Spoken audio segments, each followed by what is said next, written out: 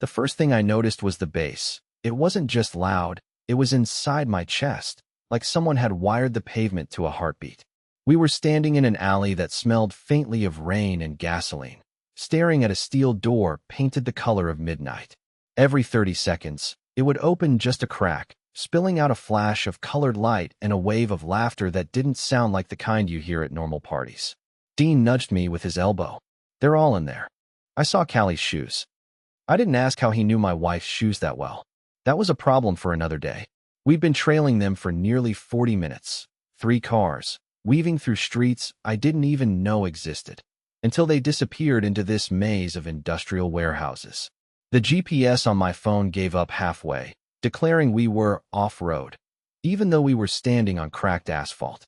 The whole place looked abandoned, except for this one building glowing like a secret. Lionel checked the time. "If we're doing this, we do it now, before whatever's happening in there gets too far." That whatever had been eating at me since last week. When Callie came home smelling faintly of smoke and perfume, humming a song I didn't recognize. She claimed she'd been at a friend's night in, but she'd been wearing heels so tall I thought she might sprain an ankle just getting into the house. Now here we were, 3 men with no plan, no invitation, and way too much curiosity, standing in front of the only place our wives clearly didn't want us to see. Dean reached for the handle, but before he could pull it, the door opened from the inside. A man in a dark suit stepped out, scanning the alley like he was expecting trouble. He didn't notice us at first. We froze, half in shadow, watching him light a cigarette with slow precision. Then he turned toward the door and said something over his shoulder that made the hair on my arms stand up. "They're ready." The bass swelled again. The door stayed open just long enough for me to see a blur of movement inside. Dresses, lights, and something else I couldn't quite place. "Something wrong." Lionel mouthed the words "go now," and we slipped through before it closed. We should have stopped right there. We didn't. The moment we stepped through that steel door, the temperature hit us first. It was warm. Too warm for a building that looked like it hadn't seen life in years. The air smelled of something sweet and smoky, like burnt sugar and incense. My eyes needed a second to adjust to the light. It wasn't just bright, it was alive. Panels of shifting neon colors moved across the walls, bending and swirling as if they were reacting to the music. People were everywhere, but not like at a regular party. They weren't clumped in corners or huddled in conversation. They moved slowly in a kind of circular flow, drifting from table to table as if they were following invisible lines on the floor. Some wore masks, not the kind you'd find at a costume store, but ones carved from polished wood and metal, shaped into animal faces with eyes that seemed too real. My stomach twisted when I realized I recognized the walk of one of them. The tilt of her head, the way she touched her hair, it was Callie. I caught myself moving toward her before Dean's hand clamped on my shoulder. "Don't," he muttered. "Not yet." He nodded toward a raised platform in the center of the room. There was a low hum coming from it, and I could feel it in my teeth. A man in a red jacket stood there, holding what looked like a thick, black ledger. He wasn't speaking into a mic, but somehow his voice carried through the entire space. "Only those who have been chosen may approach the circle," he said, and everyone in the room seemed to shift their focus toward him at once. That's when I realized our wives weren't just here to have fun. They were part of something. Something organized. Something that required rules. Lionel leaned in close, whispering so quietly I barely heard him over the bass. "Do you see it?" He nodded toward a corner. At first, I didn't know what he meant. Then I saw the small, locked gate leading to another room. People were slipping in one at a time, led by attendants in matching black uniforms. Every single person who went in was handed something at the door. I couldn't see what it was, but it glinted under the shifting lights. And then, just for a moment, the flow of bodies parted, and I saw her, Callie, being led toward that gate. Her mask was off now, and she was smiling. Not the polite, practiced smile she gives at work parties. This was something else. Something sharper, more secret. My throat went dry. "I'm going in there," I whispered. Dean grabbed my arm again, harder this time. "You don't even know what it is." He was right. I didn't. But I had a sinking feeling that once I found out, I wouldn't be able to forget. I don't know if it was instinct, stupidity, or both, but I slipped away from Dean's grip the moment he turned his head. The crowd's slow, hypnotic movement made it easy to weave through without drawing too much attention, but every step closer to that locked gate made my pulse hammer harder. The hum from the platform seemed to get louder here, resonating through the metal floor. The air felt heavier, like I'd stepped into a pocket of heat. I kept my eyes down, pretending to study the strange art along the walls. Abstract patterns in gold and crimson that seemed to shift if you looked too long. A woman in a black uniform passed me, her face expressionless, carrying a tray stacked with small, silver envelopes. I caught a glimpse inside one as she tilted the tray, a coin-like object with an intricate engraving on it. The detail was so fine it almost looked alive. Everyone she handed one to clutched it like it was priceless. Callie was only a few feet from the gate now. She laughed at something the attendant said, tucking a loose curl behind her ear, completely at ease. That's what struck me the hardest. She wasn't sneaking around or looking over her shoulder. She was comfortable here, familiar, like she'd been here before. I edged closer, slipping behind a pair of masked guests who seemed too absorbed in each other to notice me. From here, I could hear fragments of conversation near the gate. You'll go in one at a time. Don't speak unless asked. Remember the words. The attendant's voice was low, but the precision in his tone made my skin crawl. Then Callie stepped forward. The man at the gate opened a small black case, revealing rows of those engraved coins. He held one out to her, but instead of taking it immediately, she placed her hands over his and leaned in to whisper something. I couldn't hear the words, but whatever she said made him grin, not warmly, but sharply, like a secret had just been confirmed. She took the coin, turned it over in her hand, and slipped inside. My heart was in my throat. I took one step closer, and that's when I felt a hand clamp down on my shoulder. Not Dean's, not Lionel's. It was the man in the red jacket from the platform. He was taller up close, his eyes so pale they almost glowed under the neon. You're not supposed to be here, he said softly, not in a scolding way, but like he'd just discovered an unexpected bonus.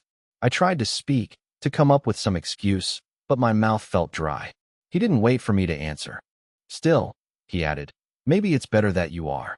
Before I could react, he gestured toward the gate, and the attendant unlocked it. The hum intensified, the heat surged, and I caught a glimpse of what lay beyond. A dimly lit hall with flickering candles lining the walls and shadows moving in ways that didn't match the people casting them. And just like that, he motioned for me to step inside. Crossing that threshold felt wrong from the second my foot hit the other side. The music dulled into a low, steady pulse, and the air changed. It was warmer but carried a strange metallic scent, like rain on rust. The hallway was narrow, lined with candles that flickered in sync with the bass, almost like they were breathing. The shadows they cast didn't behave the way shadows should. They seemed to stretch and curl independently of the people walking past them, bending toward the center of the hall as if pulled by some invisible force. The man in the red jacket didn't follow me. He stayed by the gate, watching with an expression that was part satisfaction, part curiosity, like I'd just stepped into a trap he wasn't sure I could survive. The attendant in black motioned me forward without a word. I hesitated, glancing over my shoulder, but the gate was already closed. There was no turning back. Halfway down the hall, I saw the others, the ones who'd entered before me. Each person stood in front of a narrow alcove carved into the wall. Inside each alcove was a small pedestal with a black velvet cloth draped over it. They were all holding their engraved coins, staring down at whatever rested on that cloth. No one spoke. No one moved. The silence here was almost heavier than the music outside. When I finally reached my own alcove, I stepped closer, my palms damp. On the pedestal in front of me was a small, circular mirror framed in tarnished gold. At first, it reflected only my own nervous face, but then the glass seemed to ripple, like water disturbed by a drop. My reflection blurred and shifted, and in its place, I saw Callie. Not as she was tonight, but younger, her hair longer, wearing a jacket I remembered from years ago. She was laughing, but not at me. She was leaning toward someone just out of the frame, her expression soft in a way I hadn't seen in years. The image snapped back to my reflection so fast I almost stumbled.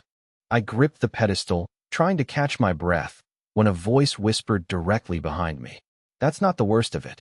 I spun around, but no one was there. The others remained frozen at their pedestals, coins in hand, eyes locked on whatever visions they were seeing. Then I saw her again, Callie, further down the hall. She was walking away from her pedestal, coin tucked into her palm, heading toward a large set of double doors at the very end. An attendant opened them for her, and even from here, I could see a strange red glow spilling out from inside. She didn't look back. I should have gone to her. I should have called her name.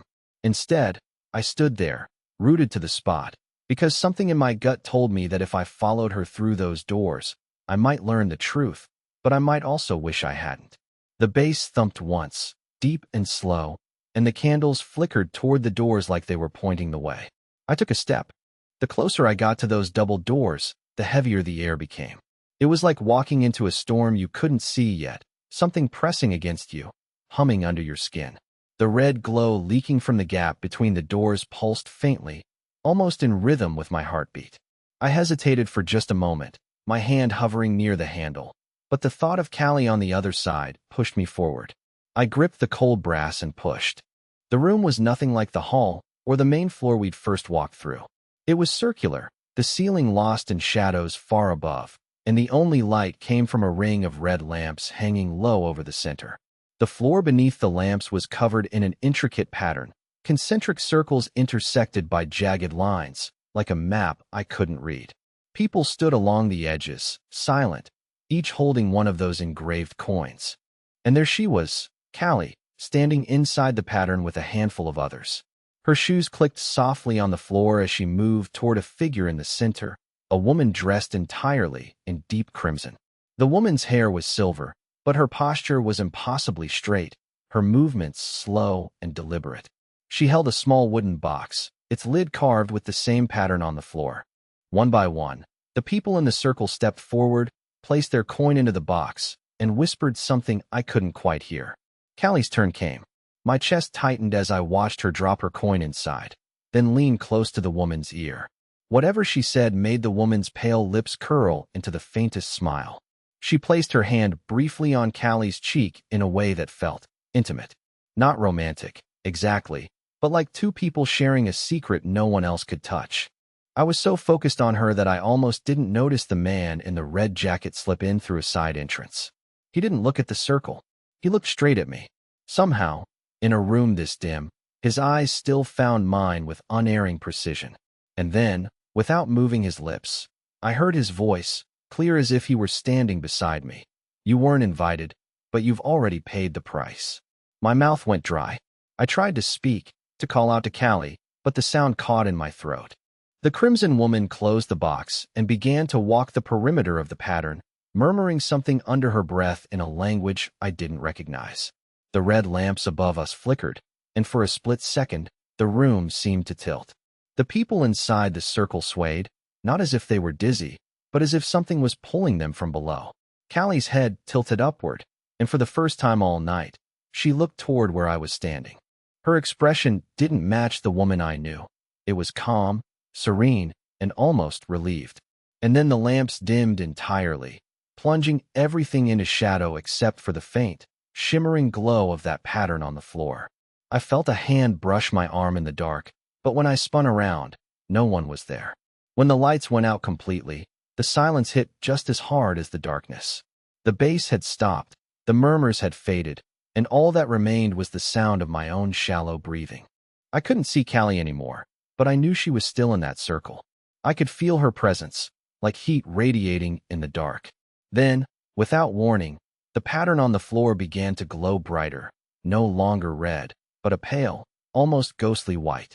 The jagged lines between the circles pulsed, and as they did, a soft hum filled the air, rising in pitch until it made the fine hairs on my arms stand on end.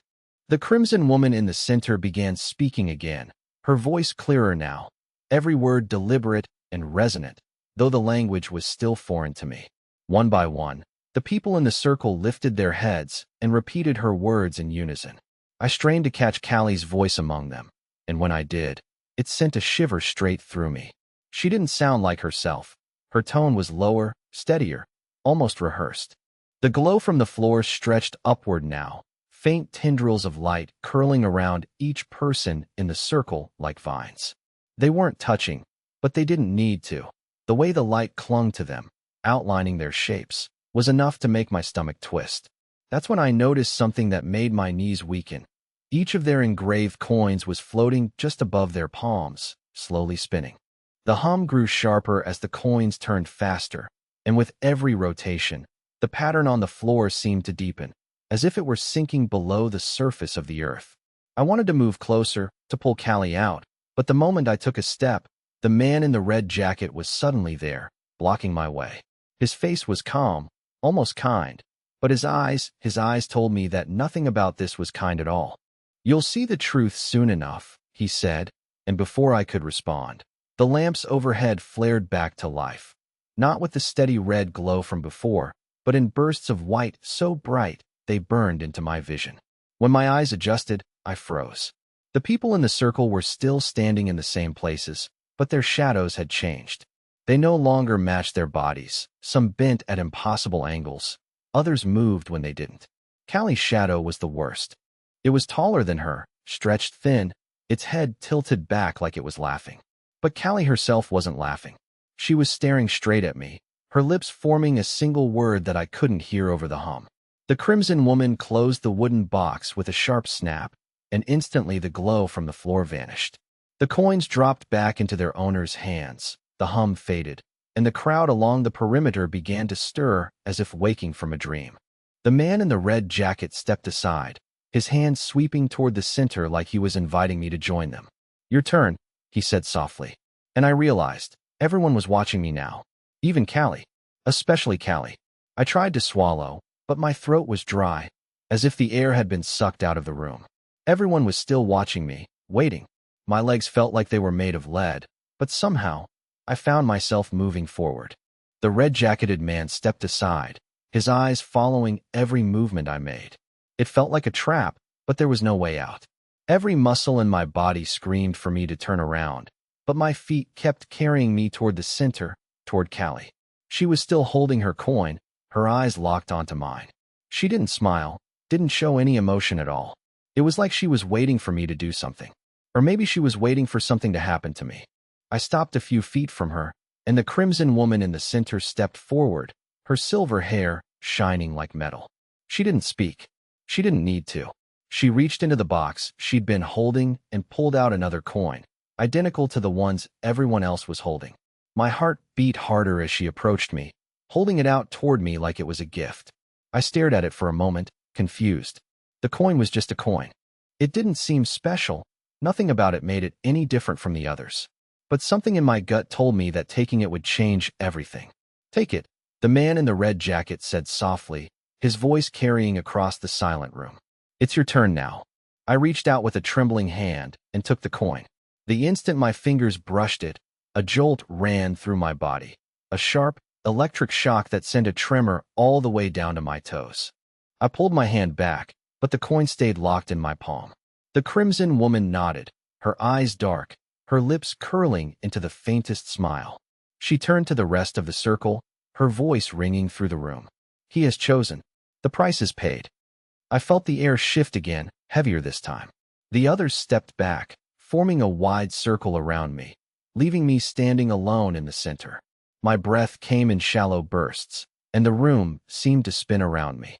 The pattern on the floor that had been so still before began to shift, each line undulating like waves on a dark ocean. The shadows, which had been so warped before, began to twist again, stretching toward me. "What price?" I managed to rasp, my voice barely audible over the low hum that had started again. The man in the red jacket smiled, but it wasn't a kind smile. "The price you've paid is not for us, Elwood," he said, his voice dripping with a dark satisfaction. "It's for her." I looked toward Callie, who was still standing there, motionless. Her face didn't change. The shadow of her seemed to flicker, its grin widening, but she didn't move. "You see," the man continued, taking a slow step forward, "the price is not just a coin. It's a choice. And now you've made yours." The coin in my hand grew warm, almost unbearably hot, but I couldn't let go of it. My palm was glued to it, like it was part of me now. The shadows around me stretched even further, and the hum grew louder, almost deafening. I couldn't understand what was happening, but I felt something deep in my chest, the undeniable pull of something ancient, something powerful, swirling inside the circle. The Crimson Woman raised her arms, her voice rising as she chanted in that strange language again.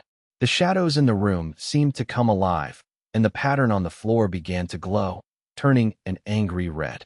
The air itself seemed to vibrate with the weight of it all, as if the room itself was waiting for something to happen. I was drowning in it, drowning in the weight of the moment.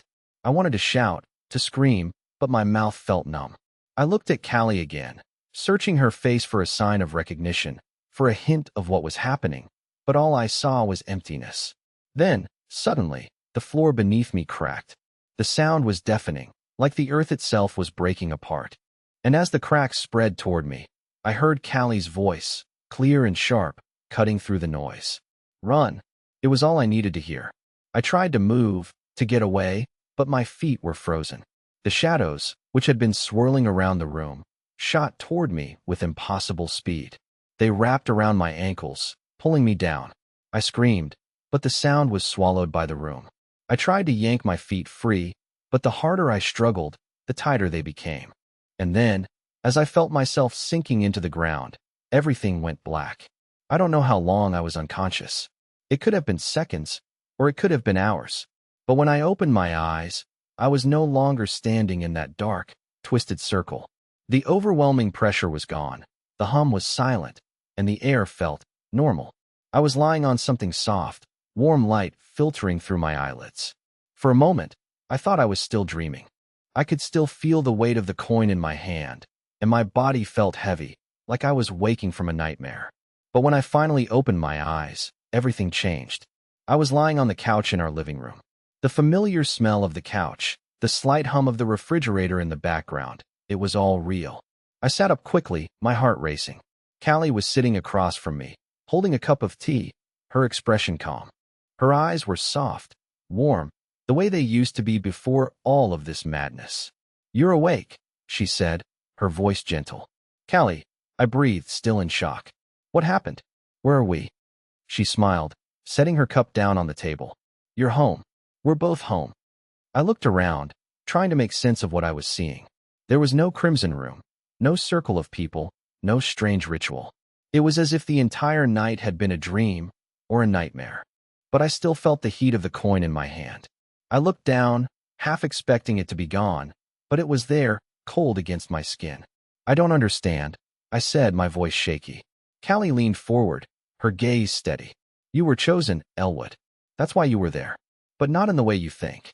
You thought the price was something dark, something that would tear us apart." I shook my head, trying to process everything. The coin, the ritual, it felt like I was being pulled into something I couldn't escape. "It was never about that," she said softly. "It was about choice. A test. The shadows, the coins, they were just symbols. You were never meant to lose yourself. The price wasn't about pain. It was about the decision to step forward, to trust that love and connection are stronger than fear. You passed the test, Elwood." I couldn't speak for a moment. The room felt so real, so ordinary, and yet everything that had happened felt like it was from a different world. I looked at her, feeling an overwhelming sense of relief wash over me. "So it was a test? A trial?" She nodded. "For both of us. The only way to move forward was to see if we could face the unknown together. You did, Elwood. You faced the darkness. And now, we're free." I looked down at the coin in my hand. It had stopped glowing, its warmth fading. For the first time, I felt a sense of peace.